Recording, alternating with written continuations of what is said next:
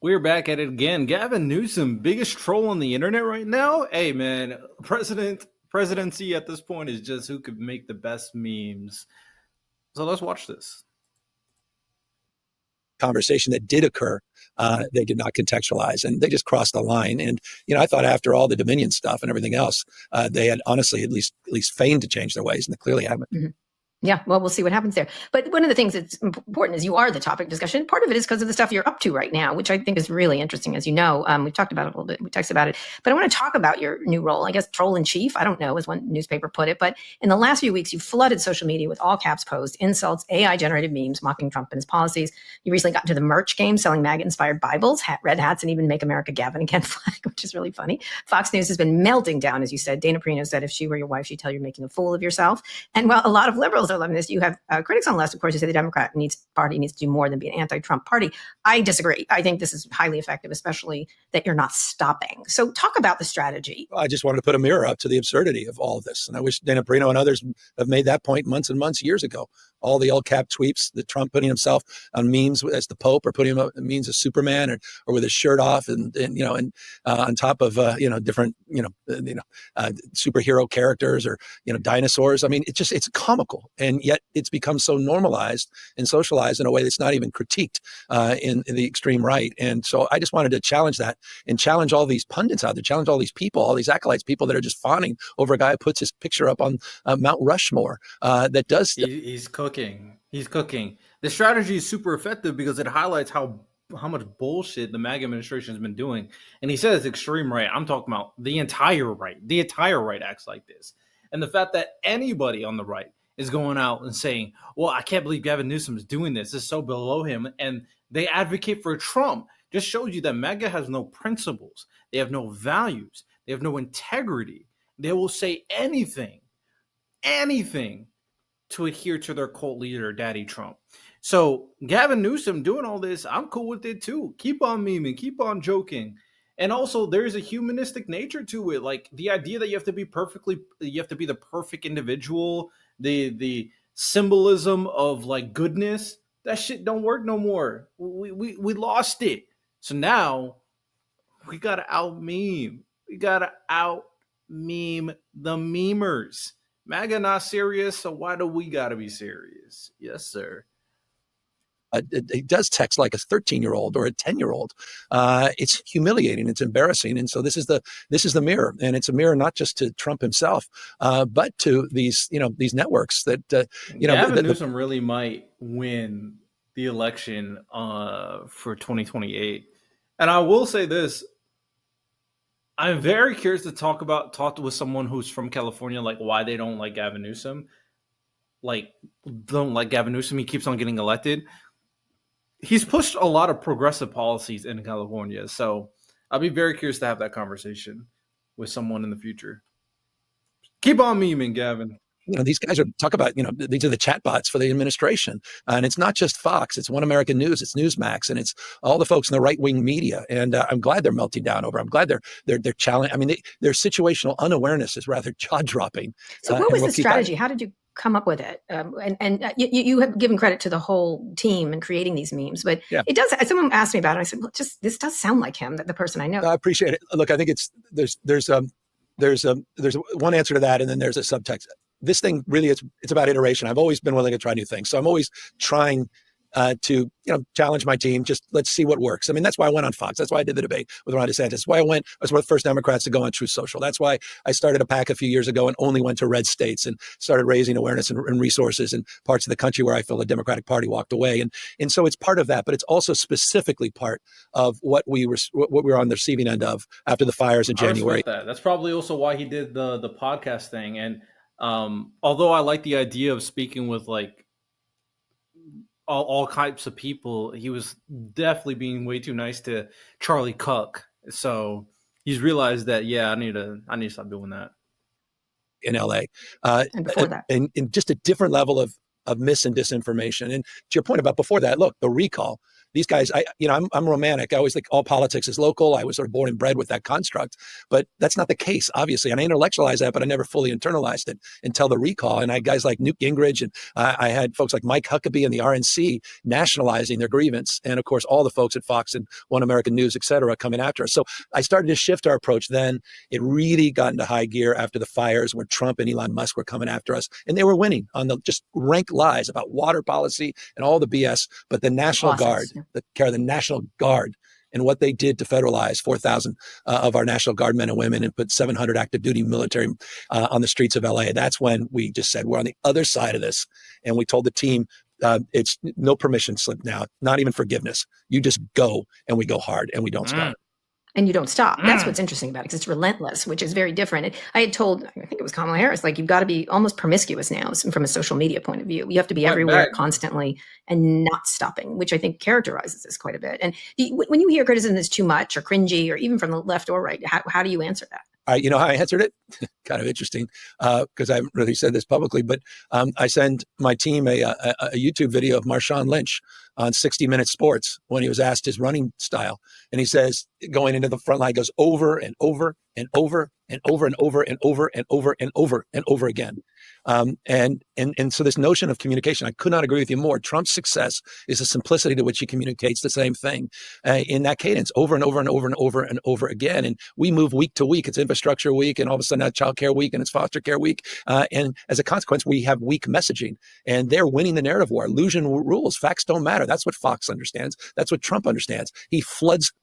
He's cooking crazy. I hit that. Oh my God. Oh my God, Gavin Newsom. He's cooking crazy. He's completely right. The Trump messaging, lies after lies after lies, but they'll do whatever it takes. The messaging is simple so the dumb people can understand. He is cooking crazy. Gavin, who are you feeling like? The zone, and we're constantly on our heels and not on our front toes. And so what we're trying to do is, yes, fight fire with the redistricting substance and in terms of our communication style.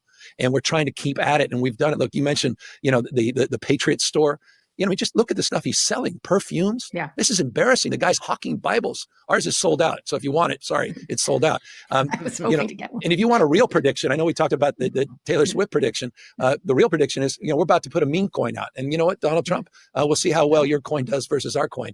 I mean, we're just trying to Oh my goodness. And like, I hate the fact that we're doing this, but when you're this corrupt, you just gotta fucking go. I respect it. You just gotta go. Okay. turn up the heat and trying to tune people into the absurdity. Is it going to be called Gavin coin? No, it's, I think, Trump corruption coin. Oh, okay.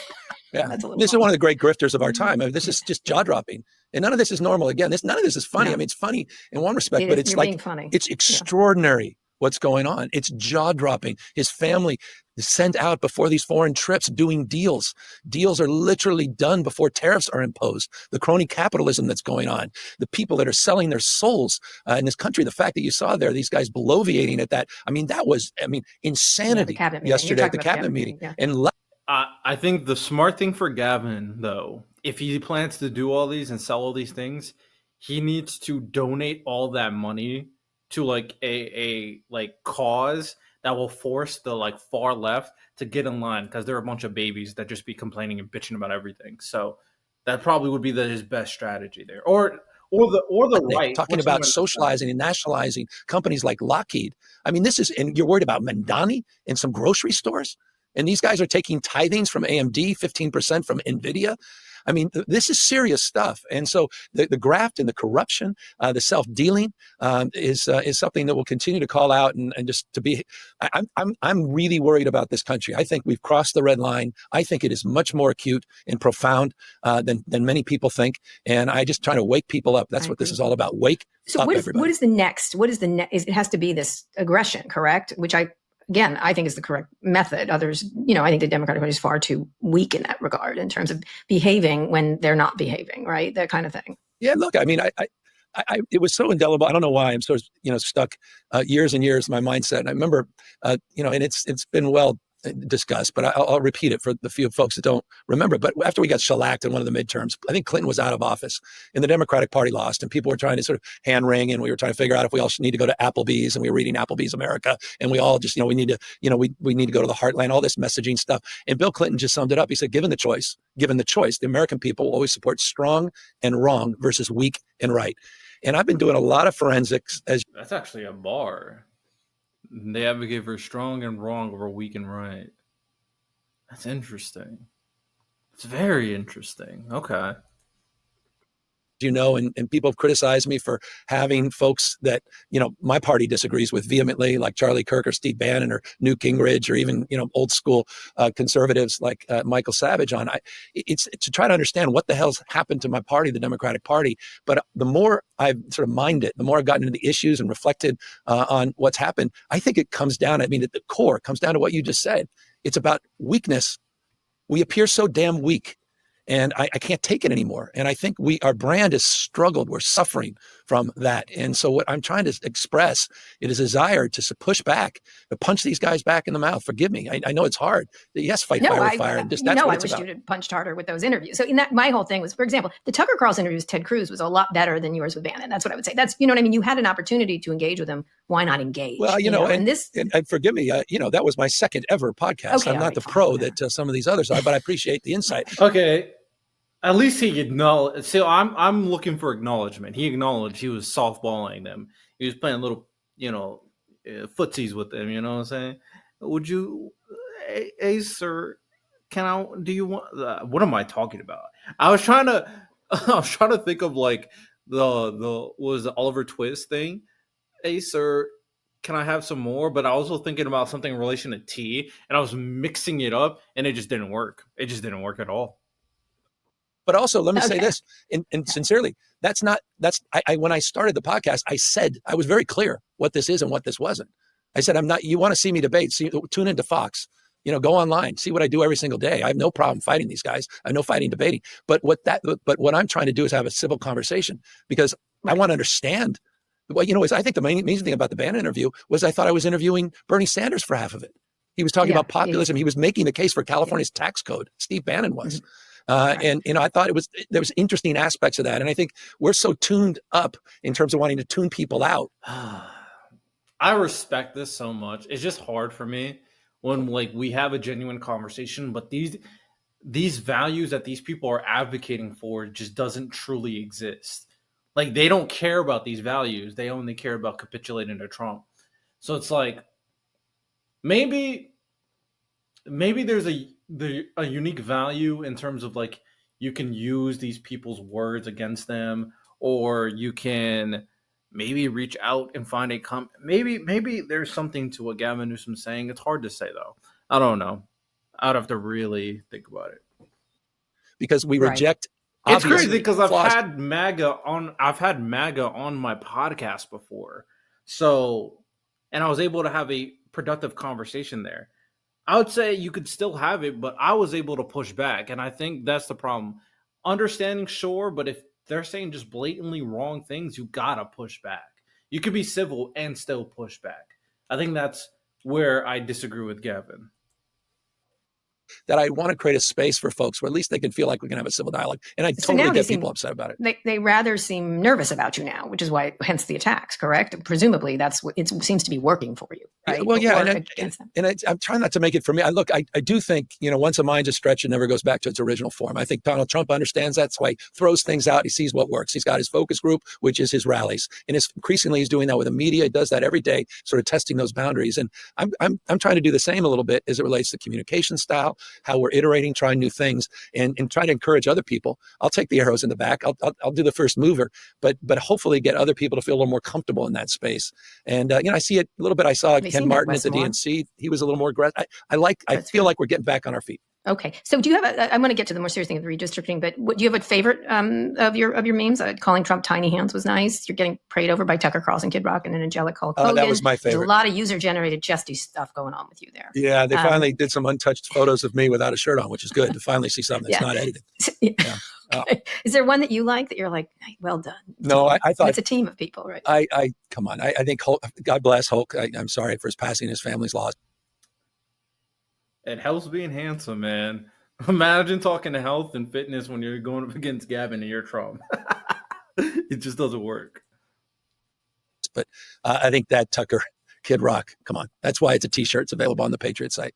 And before the meme coin, as I said, the Bible's already sold out. And I'd encourage you that's going to be limited edition, that T-shirt. Okay, I'm excited for the steak. Where do the proceeds from the Patriot Shop go in the meme coin?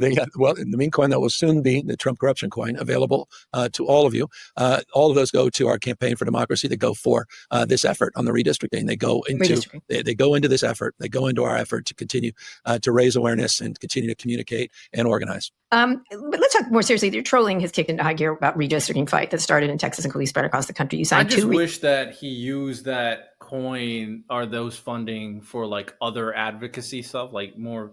I understand using it for your campaign, but I wish you used it for like attach a good cause to it, and then you'll get so much more support. I just don't think that was the right thing to do. Because you don't need that funding necessarily. You'll still get funding from donors, and you're getting a lot of their favors, so you don't really need that. I think you should have used your funding for a good cause, personally. Redistricting bills last week and called a special election for voters to approve the new congressional map aimed at countering Texas, adding 5 new GOP seats. If the ballot measure passes, Democrats could pick up as many as 5 House seats in 2026. And meanwhile, Trump said this week that DOJ will sue California over the move. It's also divisive a little bit. Former California Governor Arnold Schwarzenegger has been vocal in opposing the plan. But on the other hand, Danny DeVito chipped in $1,000 to support it. For people who don't know that, you're driving a wedge between the classic twins stars from the 80s. Talk a little bit about what you're doing here. And of course, there's been innumerable think pieces of, has he bitten off more than he can chew? Is this the way to go? Could other red state governors start to participate as well as blue state governors? Well, that's a pretty naive. Turn into a of course but of course they're going to do that anyway. I mean, that punditry is so naive. It's not even worth the paper it's printed on. I mean, the idea that Trump was going to stop at Texas was absurd to begin with. Remember, it was Trump who started this. They drew for proverbial first blood. It was Trump that called Abbott, said, I am entitled, not the words he used in that first phone call, but weeks later, he said he's entitled to 5 seats. He is trying to rig the election before one vote is cast. What more evidence did we need than January 6th, where he tried to light democracy on fire and wreck this country and tried to dial up for 11, almost 12,000 votes to the Secretary of State in Georgia. Now he's doing it in plain sight. You saw him yesterday. He was in the Oval Office with the Speaker of the Indiana legislature and the Senate chair saying, we need to do what J.D. Vance was assigned to tell you to do a week ago. You need to move in Indiana, in Missouri. And of course, Ron DeSantis will do anything the guy asks in order to get back in his good graces. So these guys are going. They're not screwing around, and we can't screw around either. And so, yeah, we're pushing back. We'll neutralize what's happened in Texas, but we need other Democrats in other states to do the same thing. This is it. You don't get a do-over. This thing can end. Is that happening? Is that serious. How are you organizing? He's cooking. He's absolutely right. You can't play ball with MAGA. You got to eat dirt just like they do. It's at this point, I know gerrymandering sucks. I know we should get rid of it after this administration. And I think we've perfectly seen why it's so problematic. Trump just perfectly outlined something a lot of us already knew. But you can't play nice with the MAGA anymore. They're corrupt. They'll do anything to win elections. They do not care about the democracy. They don't care about the rule of law. Other democratic states, they have to pitch in. They just do. They have to lock in. Organizing them. Well, I'm trying to back to this notion. Once of mine, I'm hoping the legislative leaders in those states are putting pressure. I know the governors like Moore and others, Wes Moore has talked about it in Maryland. Obviously, Kathy Hochul's talked a little bit about it. Pritzker's talked a bit about it, but we got to move. You know, as we pray, we have to move our feet. It's action. So we got to go. And look, back to biting off a lot. I get that. You know, we had to do it in a different way. We're doing it in a transparent way, a temporary way. We're keeping our independent redistricting, which we've had for 15 years, but in a temporary basis, we're responding to what Trump has done and what Texas has done in an emergency manner in 26, 28, and in 2030 for congressional seats only. And we're doing it in the most democratic way of any state in U.S. history. There's never been maps put to the voters, so they'll decide for themselves. As opposed to the supermajority in a state. Yeah, or whatever Mar-a-Lago map, you know, writing folks are sending their way, which, I mean, this is the contrast in the approach. And again, we're trying to be accountable to this moment. I'm not interested and holding hands and talking about the world should be. I'm not going to be the ex-governor sitting there in some think tank putting on a white paper saying, I can't take that anymore. Enough, everybody. Right. We got So do to get in the ring. you feel that you'll be able to neutralize, you and other blue state governors be able to do that? I hope so. But even if we can't, they know that Trump did this because he knows he's going to lose. And he knows he's going to lose because he's singularly the most in Iowa. Yeah, he's the most, but he lost yesterday in Iowa, in that local race, which was great, that statewide race. But the point being, he continues to lose. He's going to lose in Virginia. He's going to lose in New Jersey in those governor's races. Okay, we are back. I just ate a little something. Shout out Shake Shack. I don't know how people feel about Shake Shack. I don't know. I think the food was good. But is it like high on my burger list? I'm unsure. All right, let's continue. Virginia is going to lose in New Jersey in those governor's races. You can continue to see his polls are some of the worst in American history. His policies are the most unpopular in modern American history. He's flailing every single day. That's what all these threats and the mortgage stuff is all about, going after enemies, threatening to arrest people. He's falling apart. And as I continue to say, he's weakness masquerading as strength. And so we have to be assertive, and we have to recognize that there are no limits with this guy. And if he can rig next year's election, we joke about not having another one. I don't think that's a joke. He will wire this for the next 20, 30 years. If it's a JD or if it's it doesn't even matter. He will wire it. He's already sending out mass people to intimidate folks. When we launched our campaign, he did it down in Little Tokyo in LA. Do you think ICE is not going to show up around voting and polling booths to chill participation? You know that. The National Guard, you know that. Everybody knows what's at stake. So we have to put a stake in the ground and do things differently. I think this is good. I've been reacting to stuff for a while, so I'm probably going to end it here. Curious to see what the comments say. Shout out Pivot with Karis Swisher. So important that Newsom acknowledged that we can fight crime without abdicating constitutional rights. 100% agree. Is that a fruit fly? Thank you. Oh my God. Is that a fruit? Where's that fruit fly? The fruit fly wants a box, bro. I'm going to give it a 1-2. Appreciate the fact that the governor's interviewed in many channels so frequently. I do hope all blue governors will follow his step. He's a fighter with no fear, inspiring. I'm a South African living in Hungary, somehow obsessed with U.S. politics. Was never a fan of Newsom because I wasn't paying attention to him. But watch him now. He was the best game plan. Fight fire with fire. Gavin Newsom. People rallying behind him. I'm 85 and heartbroken. Gavin, you have given me a ray of light in America's darkness. He's the only person treating the moment like the emergence that it is. Daily dose of Gavin. Is that all we... Man, Gavin, that boy's cooking, man. With that said, appreciate you guys. You have a good one. Take care. Peace.